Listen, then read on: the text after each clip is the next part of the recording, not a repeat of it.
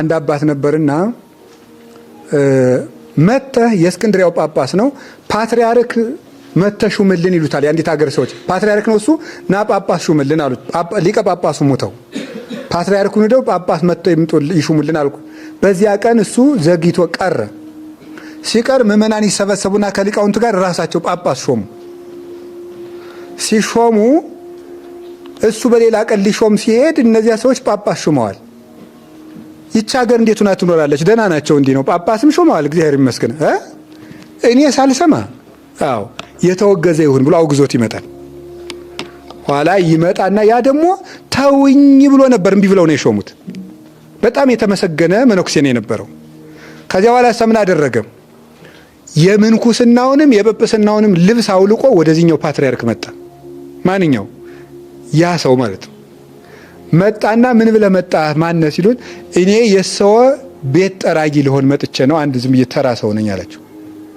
እሺ በልግባ ብለው ሲያገለግል ሲጠርግ ምን ሲል ሲኮሰትር ካለ በጽፈትም አንዳንድ ቀን ሲያግዛቸው የሆነ ነገር ሲያደርግ እሬ ልጅስ ቁም ነገረኛ ነው ዲያቆን ላድርገው ብለው አሰቡ።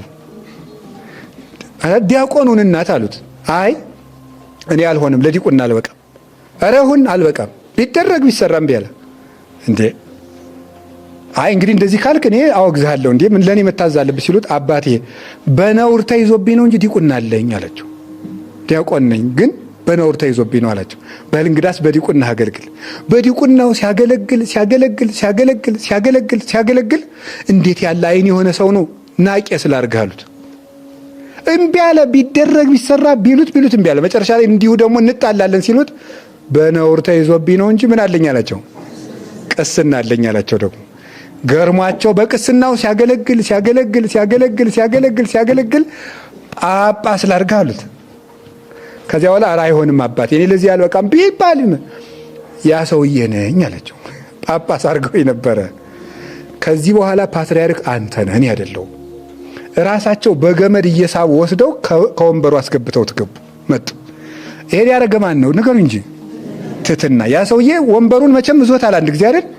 ምን እሱ ጳጳስ እኔም ጳጳስ እሱ ያወግዘኝ እኔም አወግዘዋለሁ ማለት ይችላል አይችልም? ይችል ነበረ። ግን ዝቅ ብሎ እውነት ነው ፓትርያርኩ ይገባዋል ብሎ የሱን ክብር ሲገልጥ እግዚአብሔር ደግሞ የሱን ክብር ገለጠለት። የሌሎችን ክብር መግለጽ ከራሳችን ይልቅ ወንድሞቻችን ማጉላት እህቶቻችንን ማጉላት ይሄ ትህትና ይባላል። አባታችን ጻድቁ አቡነ ተክለ ሃይማኖት ከአባ በጸሎተ ሚካኤል ሳሉ አንድ ድዊ መጣ። አንድ በሽተኛ ልጄ አንተ ፈውሰው አሉት። አባቴ በተጋድሎ የከበርከው የገዳሙ አበምኔት አንተ እያለህ እኔ እንዴት አድርጌ ፈውሰዋለሁ? አባታችን እንግዲህ እዛ ጊዜ ድዊ ለመፈወስ ደርሰው ነበር። እንደዚህ ብለው ሲናገሩ ሰይጣኑ ምን እንዳደረገ ታውቃላችሁ? አንተ ክፉ ሰው ካንተ ፊት ማን ይኖራል ብሎ ራሱ ወጥቶ ሄደ። ምንም እኮ ውጣ ሳይሉት ጋኔኑን ውጣ ሳይሉት በምናቸው ብቻ ነው የወጣው? በትህትናቸው ብቻ ወጥቶ ሄደ። እኔ አይገባኝም ይሄን ማውጣት አልችልም ስላሉ። አንድ ጋኔን የያዘው ሰው ደግሞ ይመጣል። ሰዎች አስረው ያመጡታል።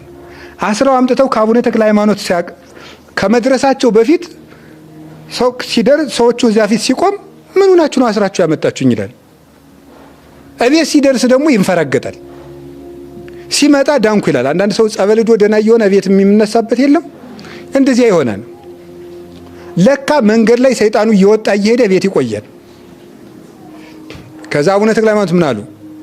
አባቴ ሰይጣን እየሸነገለን ይመስለኛልና በመንገድ እጄ ልቆየው አሉ። ከዚያ በኋላ እሳቸው ተቀድመው ሄደው ከሚመጣበት መንገድ ተቃራኒ ይጠብቁታል እየመጡ። አንተ ሰው እንዲያው ከሰይጣን ጋር ተፈጥረሃል አለ። ማን ነው እንዲህ ያለው? ዲያብሎስ ራሱ። እንዴት አድርገህ ተንኮሌን አወቅብኝ? መንገድ ላይ ዙሮ እየሄደ ስላስቸገረ እሳቸው ሄደው ይዘውት መጡ። አንገቱን በጌታዬ በኢየሱስ ክርስቶስ ስም እንዳትንቀሳቀሳ ብለው ያዙት። ይዘውሳ ከዚህ ሰው እንዳትደርስ ብለው አምለው መልቀቅ ይችላሉ አይችሉም? ግን ምን አደረጉት? ከአባቴ ከአበምኔቱ ሳላደርስ አልለቅህም አሉት።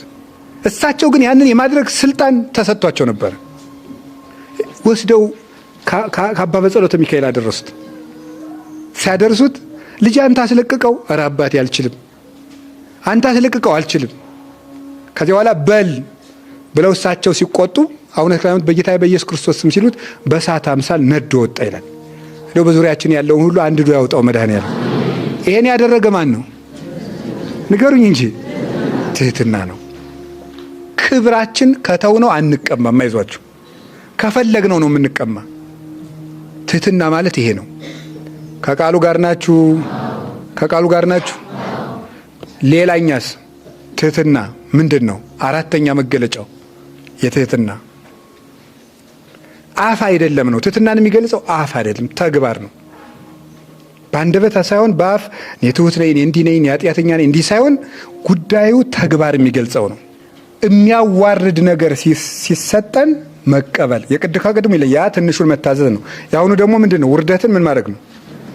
አቤት መቀበል። ለምሳሌ አባ ሙሴ ጸሊም የሚባለው አባት ነበር። አባ ሙሴ ጸሊም አበምኔቱ በዚህ ቀን ቅዳሴ ትገባለህ አለው። ቅዳሴ ትቀድሳለህ አለው።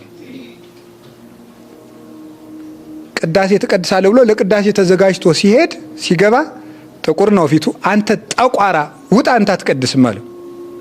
በለው ብለው ሰው ላኩበት። ሊቀድስ ሲበዛ አንተ ጠቋራ አትቀድስም አንተ አለው። እሺ ብሎ ሄደ። ደስ ብሎት ነው ደግሞ እኮ የሚሄደው፣ ከፍቶት አይደለም። ደስ ብሎት ሄደ። ከዚያ በኋላ ምን አልከው? አንተ አትቀድስም አንተ ጠቋራ አልኩት።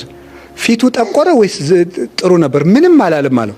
ና ቀድስ በለው፣ ለቅዳሴው የሚገባ እሱ ነው አለ። ተመልሶ መጥቶ ቀደሰ። ይሄ ምን ይባላል? ንገሩ እንጂ። አቤት። አሁን እዚህ መሀል አንዱን ሰው መሳይ ናውጣ ብላችሁ በሰላም እናድራለን ወይ ነው? እናድራለን? እንዲሁ ይሄን መቼ ነው የምንለምደው? እንጃ ስንሞት እንደሆነ። አሁን አባት ልጅን የሚሳደብበት ጊዜ ላይ ደርሰናል? የለም፣ ፈጽሞ የለም። መከባበር ነው በቃ። መወዳደስ ነው። መወዳደስ ነው። ውርደት ሲዋረዱ ዝም ማለት። እስቲ ጌታን አስቡት። እውነቴን ነው እኮ አባ ተክለ ሃይማኖት ይላል ገድላቸው፣ ክርስቶስን መሰለ። በምኑ? በትህትናው በሉ እንጂ። ጌታችን ኢየሱስ ክርስቶስ ዓለምን ሊያድን ሲመጣ መጀመሪያ የጀመረው ጽድቅ ምን ይባላል? ትህትና ይባላል። ወርዶ መምጣት ማለት ነው። ወርዶ መጣ፣ ሰማይን ዝቅ አድርጎ መጣ ማለት ክብሩን እንደ መቀማት ሳይቆጥር ይላል ቅዱስ ጳውሎስ። ክብሩን እንደ መቀማት ሳይቆጥር የባሪያን መልክ ይዞ መጣ። ይህን ያሳዩን አባ ተክለ ሃይማኖት ናቸው። መጽሐፍ ቅዱስን በሕይወታቸው የተሸከሙ ብሩህ ኮከብ ማለት ተክለ ሃይማኖት ናቸው። ይህንን ያሳዩን ማለት ነው። ከቃሉ ጋር ናችሁ? እግዚአብሔር ከሁላችን ጋር ይሁን። እንግዲህ ትህትና ይሄ ነው። ትህትናቸው ከፍ አድርጓቸዋል። ራስን ዝቅ ማድረግ ማለት ይሄ ነው። ሁልጊዜ ኃጢአትን መመልከት። ሌላሳ ደግሞ ትልቅ ክብር ሲሰጠን ለትልቅ ክብር ስንታጭ እኔ አልመጥንም ማለት በልብ ነው፣ በአፍ አይደለም። በልብ እኔ አልመጥንም። ትልቅ ቦታ ደግሞ ሲሰጠን ሹመት ሊሆን ይችላል። አሁን አቡነ ተክለ ሃይማኖትን ከግብፅ የመጡት ጳጳስ ታምር ሲያደርጉ አይተው እኔ በግማሹ ጳጳስ ነውን፣ አንተ በግማሹ ጳጳስ ነህ አሏቸው። ኧረ እኔ አልሆንም፣ አይሆንልኝም፣ እምቢ አሉ። እምቢ ብለው ቀሩ። ቅዱስ ኤጲፋኒዎስ ጳጳሱን ተባለ፣ አልሆንም። እንዲያውም ሄዶ ምን ገባ? ሂድማን አለ ሲያስቸግሩት ሄዶ ባቄላ ውስጥ ሄዶ ተሸሸገ። አዝመራ ውስጥ መሸሽጊያት አህያ የት ይገባል? ከባቄላው። ባቄላ አህያውን ሊያስወጡ ሲገቡ ማን ተገኘ? ኤጲፋኒዎስ። ታስሮ ተሾመ። ታስሮ ማለት አሁን ግን መጀመሪያ እንደውም ይባላል አይደል? የእድር ዳኛ መመረጥ የፈለገ ሰው ምን ይላል ነው የሚባለው? እድሩ መሀል ተነስቶ የእድር ዳኛ ስንመርጥ ይላል፣ ቀድሞ እጁን አውጥቶ እዚህ ላይ ከመምረጣችን በፊት ስንመርጥ የንግግር ችሎታ ያለው ልምድ ያለው አሁን ቀደም እንደዚህ ያለው ሰው ቢመረጥ ጥሩ ነው። ጉዳዩ ቀላል ተደርጎ መታሰብ የለበትም ይላል። በቃ ተመረጠ። አንተ ሁነን ይባላል። አለቀ ማለት ነው። ተመረጠ ሰውየው። ስለዚህ አሁን እንደዚያ ነው የሚደረገው። ሁሉ እያንዳንዱ ነገር አቤት እናቴ እንዲሁ በተለይ ቤተ ክርስቲያን ሲገባ ብሽቅ ያደርጋል። እንዲሁ እግዚአብሔር በሚያውቀው ንድድ ነው የሚያደርገው።